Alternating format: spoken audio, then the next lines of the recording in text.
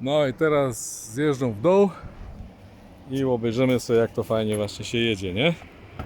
Dobry. Palimy. Juhu! Jedziemy z góry do pazury.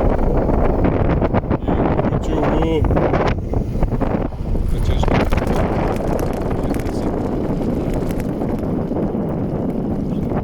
Zwali tutaj. No, jest kurde zjazd jak pieron.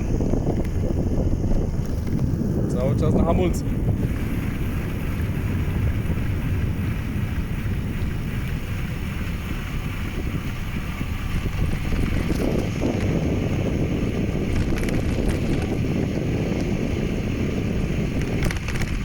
No dobra ludziska, nie ma co ryzykować.